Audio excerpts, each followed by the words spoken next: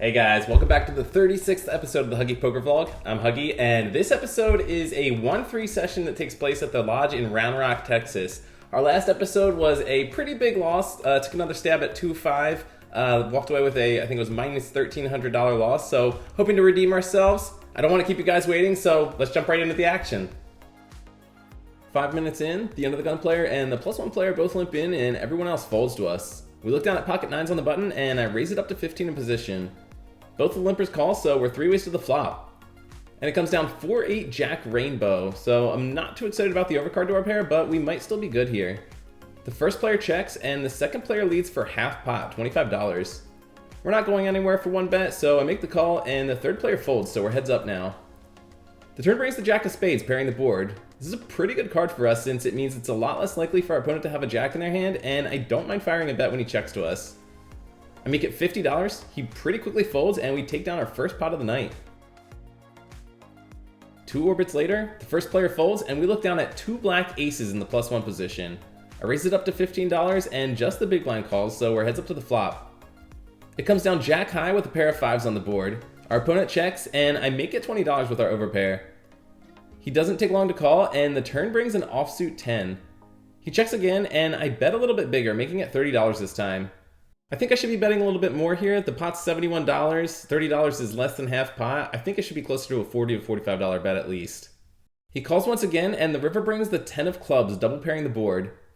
He checks a third time, and I consider checking back, but the way the hand played out, I'm thinking he might have a Jack here that we can get some thin value from. I make it $50, and he pretty much snap calls. I show our hand, and our opponent flips up 3 deuce of clubs for the rivered flush. That's definitely not the hand I was expecting to see here, but it was enough to crack our aces, unfortunately. 20 minutes later, we're dealt ace-10 offsuit in the +1 position. The first player folds, and I raise it up to $15. The middle position player and the button both call, and the 3 of us head to the flop. And it comes down 5 high with a pair of 3s. It's a pretty good flop for us to c-bet since it's not likely anyone connected here. I make it $30, and the player behind us folds. The next player, who's in position on the button, raises it up to 90. I think our opponent could be doing this in position with a pretty wide range of hands. He might have a small pocket pair, but he could also have air, considering he didn't 3-bet pre-flop. Our early position and betting pattern should look pretty strong if I continue putting on the pressure here, and I decide to do just that, 3-betting our opponent. In thinking through our c-betting size, I feel like an ace-high type hand, specifically ace-king, would probably just shove here, while a big pair would want to make a smaller raise hoping for a call. With that in mind, I decide to make a bit of a smaller bet to make it look like it's for value, raising to $240. Why not just go all in? It's a lot stronger now. 240?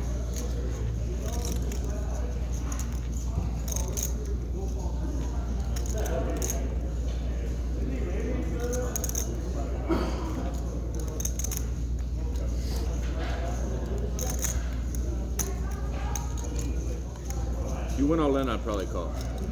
So our opponent folds, and our play worked exactly as I hoped it would, and we take it down. I show the bluff, hoping that we can get some action from the player when we've actually got a big hand later in the night. 30 minutes pass before the next interesting hand.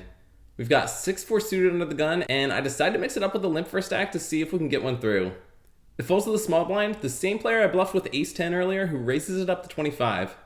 The blinds fold, and I go ahead and call since we've got position. We're heads up to the flop, which comes 8-6-9 with 2 clubs, so we flop bottom pair. Our opponent leads for $30, and our pair could be good enough here, so I go ahead and call. We're off to the turn, which brings the 4 of hearts, so we pick up a disguised 2 pair, and I think it's safe to assume we're ahead of most hands our opponent could be holding here. He checks to us, and now we've got a bet for value. I make it $75, and our opponent only takes about 5 seconds to make the call. We're headed to the river, and it's a pretty good river to say the least when we see the 4 of diamonds giving us a backdoor boat. Our opponent now surprisingly leads into us for pot, $260. I double check our hand since his bet surprised me, and I want to make sure I didn't misread anything. After confirming we've got the goods, I'm having a hard time putting him on a hand that beats us, and I push all in for our last $511. It's only $251 more to him, and he snap calls. I show our hand, and our opponent shows the 4 of spades before mucking, so we pretty much hit the perfect river card to get paid, and we scoop an almost $1,300 pot. Another 30 minutes pass before the next interesting hand. We've got 2 black aces again, and we're even in the same position as before. I raised it up to $15 and it folds to the small blind who 3-bets to 55. I don't really want to get tricky and just call here since we've got an aggressive image, and I'd rather just get the chips in now if our opponent's willing to. With that, I 4-bet to $200, which is probably a little bit on the bigger side. After about 30 seconds, our opponent folds and we take it down. 4 hands later, the under the gun player raises to $15 and the next player calls. We look down at ace-king on the button and we're definitely putting in a raise here. I bump it up to $75 and both the raiser and caller end up joining along, so we've got 3 to the flop. Unfortunately, we whiff completely when the flop comes down 7-3-9 all clubs. Both players check to us, and given the coordination of the board combined with our lack of club, this doesn't feel like a good board for us to continue on, so I check back, planning to give up unimproved. The turn brings the 4 of clubs, so now there's 4 to a flush on the board, and it checks to the second player who pushes all in for his last $95. We obviously can't call here, so I lay it down and the bettor takes it down. 3 hands later, we look down at pocket kings in the +2 position. There's a $6 straddle, it folds to us, and I make it $21. We end up getting 3 callers, and the 4 of us head to the flop, which comes down at 6-8-5 with 2 hearts.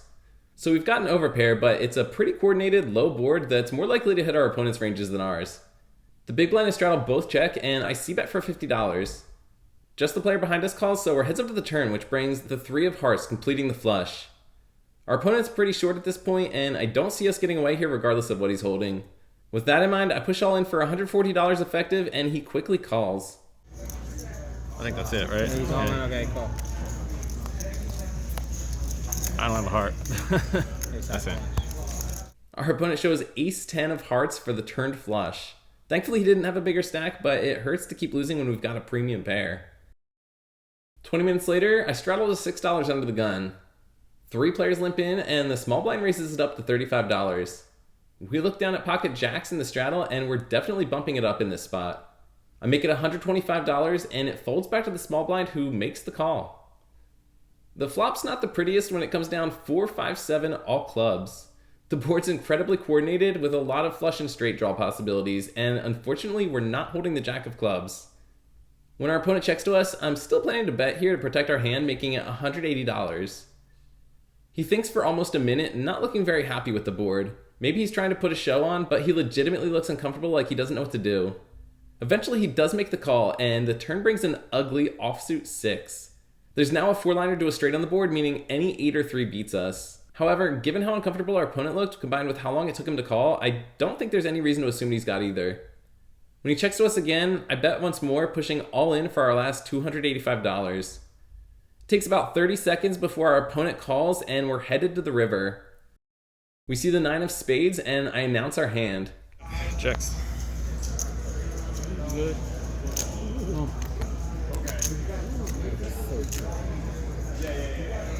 Somehow, our hand is good, and we take down a much-needed pot.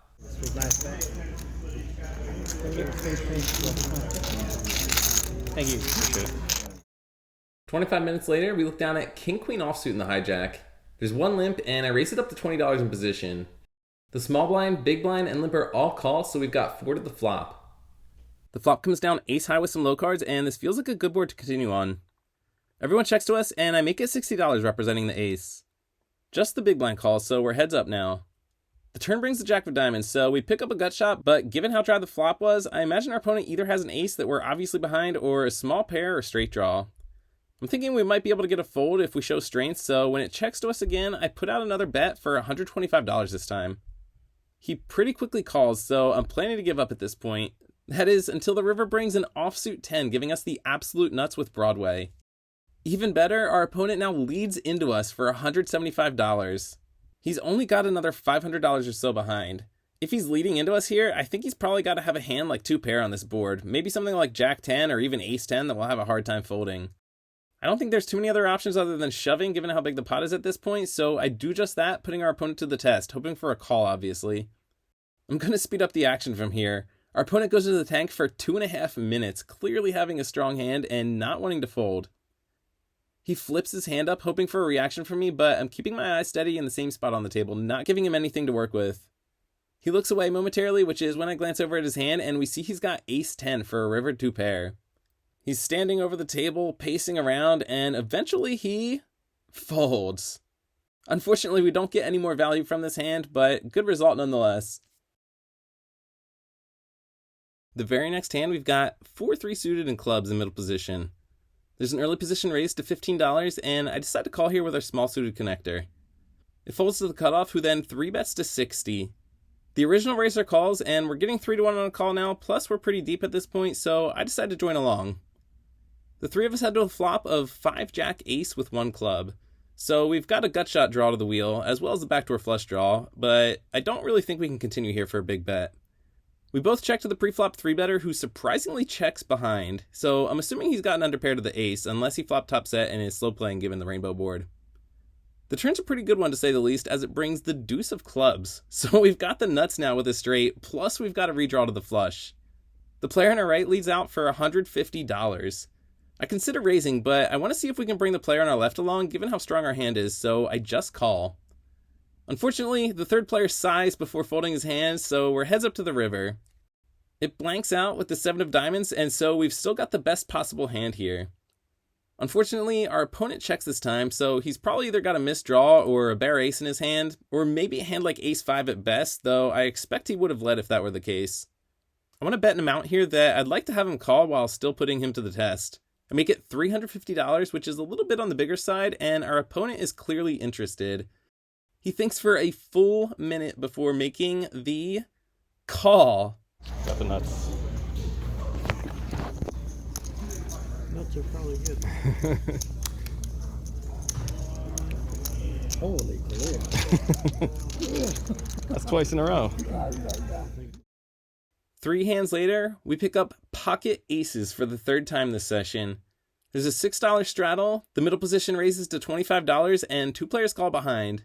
We're out of position in the big blind, and I want to raise it up big here to charge anyone who wants to come along, so I make it $130.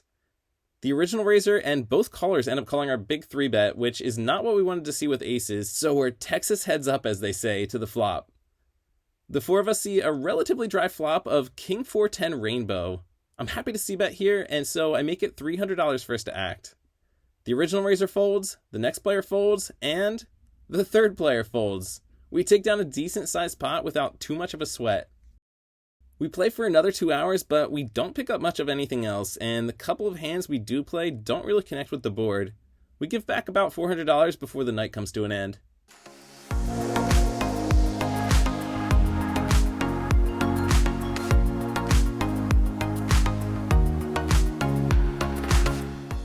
Overall, I'm pretty happy with how this session went. Much better than the 2-5 session results-wise. We did unfortunately lose with our premium pocket pairs, the aces, the kings, they both got cracked. Our jacks surprisingly held up, which I couldn't believe given the, I think it was 4 to a straight and through to a flush board out there, which is pretty crazy. We made a good bluff early with ace-10. I think the bet sizing was really what did it. You can tell from the audio, the guy saying that if I had pushed all in, he would have called. So I'm glad that my thought process on the bet sizing worked out there.